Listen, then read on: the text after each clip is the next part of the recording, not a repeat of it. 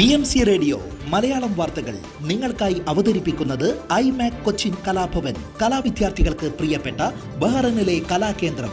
കൂടുതൽ വിവരങ്ങൾക്കായി സന്ദർശിക്കൂ www.bahrainmediacity.com. നമസ്കാരം. BMC റേഡിയോ മലയാളം വാർത്തകളിലേക്ക് സ്വാഗതം. ഞാൻ ധനു കൃഷ്ണ. 2024 ഗ്ലോബൽ ഡിജിറ്റലൈസേഷൻ ഇൻഡെക്സിൽ ബഹ്റൈൻ അറബ് രാജ്യങ്ങളിൽ 3-ാം സ്ഥാനത്തെത്തി. ഹുവായി ടെക്നോളജീസ് പുറത്തുവിട്ട റിപ്പോർട്ടിൽ ബഹ്റൈൻ 44.7 പോയിന്റ് നേടി.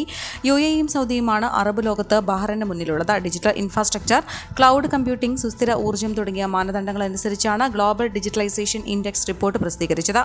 ആഗോളതലത്തിൽ 41-ാം സ്ഥാനത്താണ് ബഹ്റൈൻ. ഡിജിറ്റൽ പരിവർത്തനത്തിൽ ബഹ്റൈൻ ശക്തമായ പുരോഗതി കൈവരിക്കുന്നതായി സൂചിപ്പിക്കുന്നതാണ് report. US, Singapore, Sweden, Finland, Denmark എന്നീ രാജ്യങ്ങൾ പട്ടികയിൽ മുന്നിൽ. ഇൻഫർമേഷൻ ആൻഡ് കമ്മ്യൂണിക്കേഷൻ ടെക്നോളജി മേഖലയിലെ നേട്ടവും സാമ്പത്തിക വികസനവും അടിസ്ഥാനമാക്കിയുള്ളതാണ് ലോകമെമ്പാടുമുള്ള ഡിജിറ്റലൈസേഷനുള്ള വ്യാപകമായ പരിവർത്തനത്തെ റിപ്പോർട്ട് പ്രതിഫലിപ്പിക്കുന്നു. ഇന്ത്യയുടെ യുവജന കായിക കാര്യമന്ത്രി ഡോക്ടർ മൻസുഖ് മാണ്ഡവ്യ ബഹ്റൈൻ യുവജന കാര്യമന്ത്രി his excellency Rawat bin Najeeb തൗഫീഖിയുമായി വെർച്വൽ മീറ്റിംഗ് നടത്തി. ഇന്നലെ നടന്ന ഓൺലൈൻ മീറ്റിംഗിൽ യുവാക്കളുടെ ഇടപഴകലിനും സാംസ്കാരിക വിനിമയത്തിനുമായി ഇന്ത്യയും ബഹ്റൈനും തമ്മിലുള്ള സഹകരണവും പുതിയ പദ്ധതികളും മന്ത്രിമാർ ചർച്ച ചെയ്തു. ബഹ്റൈനിലെ ഇന്ത്യൻ അംബാസഡർ എഷി വിനോദ് കെ ജേക്കബ് യോഗത്തിൽ പങ്കെടുത്തു.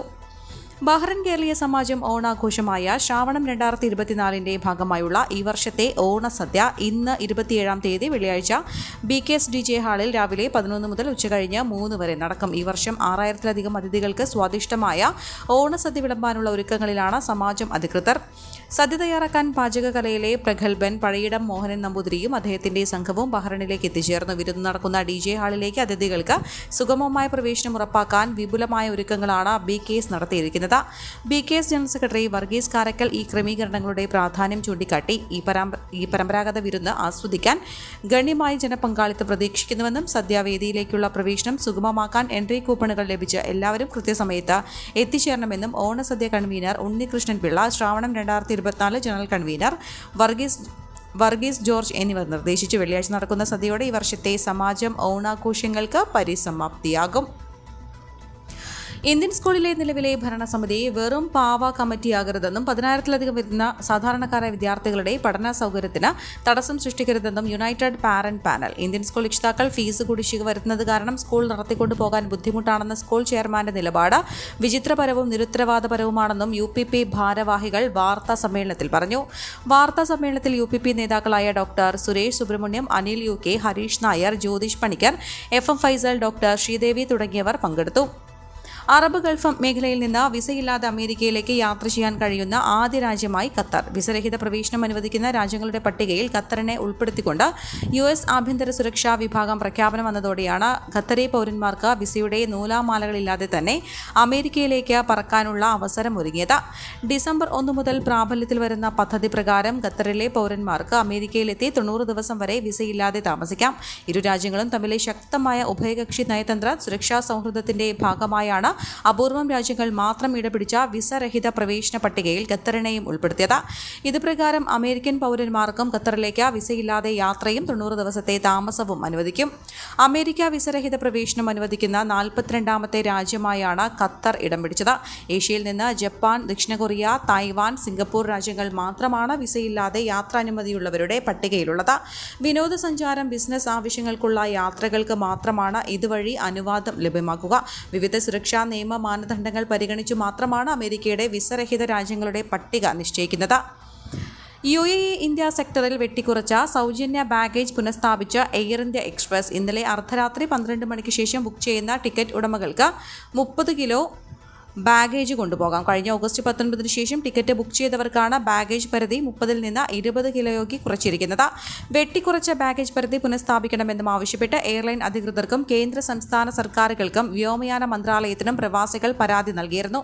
സൗജന്യ ബാഗേജ് പരിധി പുനഃസ്ഥാപിച്ച എയർലൈൻ നടപടി പ്രവാസികൾ സ്വാഗതം ചെയ്തു. ഇന്ത്യയുടെ ഏറ്റവും പുതിയ എയർലൈൻ ആയ ഷങ്ക് എയറിന് കേന്ദ്ര ഏവിയേഷൻ മന്ത്രാലയം പ്രവർത്തനാനുമതി നൽകി. ഫ്ലൈറ്റ് ഓപ്പറേറ്റ് ചെയ്യുന്നതിന് ഇനി ഡയറക്ടർ ജനറൽ സിവിൽ ഏവിയേഷന്റെ അനുമതി കൂടി വേണം. ഉത്തർപ്രദേശിൽ നിന്നും ആദ്യമായാണ് ഒരു വിമാന കമ്പനി വരുന്നത്. നോയിഡ, ലക്നൗ എന്നിവരായിരിക്കും പ്രധാന കേന്ദ്രങ്ങൾ. ഇവിടെ നിന്ന് ഇന്ത്യയിലെ പ്രധാന നഗരങ്ങളിലേക്ക് സർവീസുകൾ ആരംഭിക്കാനാണ് കമ്പനി പദ്ധതിയിടുന്നത്. ആവശ്യക്കാരേറെയുള്ളതും അതേസമയം നേരിട്ടുള്ള സർവീസുകൾ കുറവുള്ളതും നഗരങ്ങളെയും ലക്ഷ്യമാക്കിയാകും പ്രവർത്തിക്കുക. വ്യവസായിയായ ശരവൺ കുമാർ വിശ്വകർമ്മയാണ് ചെയർമാൻ.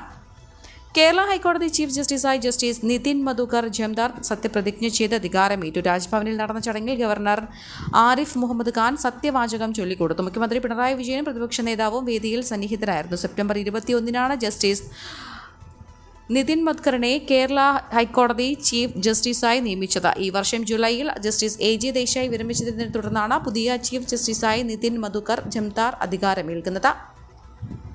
പൂരം കലക്കൽ വിഷയത്തിൽ ADGP MR അജിത് കുമാർ സമർപ്പിച്ച റിപ്പോർട്ട് തള്ളി ആഭ്യന്തര സെക്രട്ടറി. സംഭവത്തിൽ വീണ്ടും അന്വേഷണം നടത്തണമെന്ന് മുഖ്യമന്ത്രി പിണറായി വിജയനോട് ആഭ്യന്തര സെക്രട്ടറി ശുപാർശ ചെയ്തു. അന്വേഷണത്തിലെ വീഴ്ചയിൽ പരിശോധന നടത്തണമെന്നും ആഭ്യന്തര സെക്രട്ടറി ശുപാർശ ചെയ്തിട്ടുണ്ട്. ADGPക്കെതിരെ അന്വേഷണം നടത്താനാണ് ശുപാർശ. DGP ഉന്നയിച്ച കാര്യങ്ങളിൽ പരിശോധന വേണമെന്നും ആഭ്യന്തര സെക്രട്ടറി ആവശ്യപ്പെടുന്നു. തുടരന്വേഷണം സംബന്ധിച്ച തീരുമാനം ഇനി മുഖ്യമന്ത്രിയാണ് സ്വീകരിക്കുക.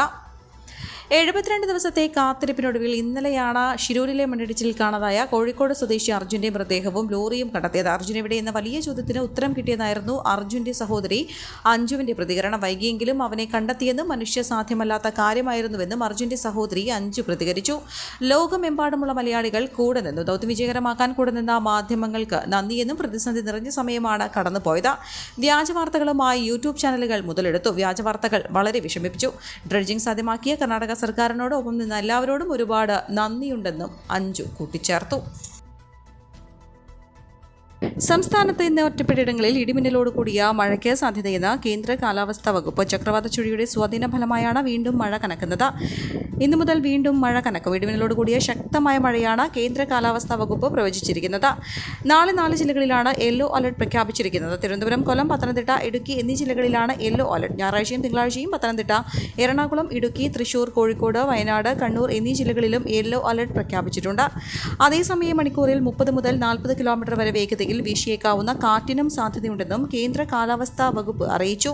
കന്യാകുമാരി തീരത്ത് ഇന്ന് രാത്രി 11:30 മുതൽ നാളെ രാത്രി 11:30 വരെ 0.9 മുതൽ 1.2 മീറ്റർ വരെ ഉയർന്ന തിരമാലയ്ക്കും കള്ളക്കടൽ പ്രതിഭാസത്തിനും സാധ്യതയുണ്ടെന്നും ദേശീയ സമുദ്രസ്ഥിതി പഠന ഗവേഷണ കേന്ദ്രം അറിയിച്ചു. അതിനാൽ ഈ പ്രദേശങ്ങളിലെ മത്സ്യത്തൊഴിലാളികൾക്കും തീരദേശവാസികൾക്കും ജാഗ്രതാ നിർദ്ദേശം നൽകിയിട്ടുണ്ട്. കടൽക്ഷോഭം രൂക്ഷമാകാൻ സാധ്യതയുണ്ടെന്നും മുന്നറിയിപ്പിൽ പറയുന്നു.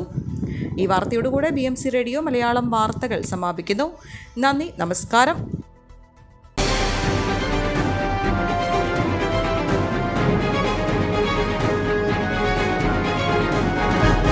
BMC റേഡിയോ മലയാളം വാർത്തകൾ നിങ്ങൾക്കായി അവതരിപ്പിക്കുന്നത് IMAC കൊച്ചിൻ കലാഭവൻ. കലാവിദ്യാർത്ഥികൾക്ക് പ്രിയപ്പെട്ട ബഹ്റൈനിലെ കലാകേന്ദ്രം. കൂടുതൽ വിവരങ്ങൾക്കായി സന്ദർശിക്കൂ www.bahrainmediacity.com.